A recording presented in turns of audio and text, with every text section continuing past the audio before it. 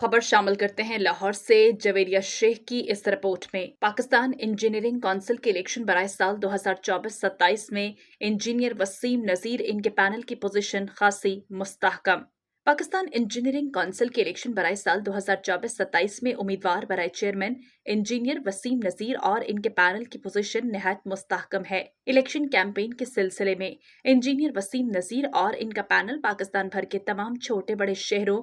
दौरे पर हैं, जबकि मुख्तलिफ शहरों में मुनक्किद होने वाली मीटिंग्स और सेमिनार्स में इंजीनियर वसीम नज़ीर और इनके साथियों ने अपने ख्यालात का इजहार करते हुए कहा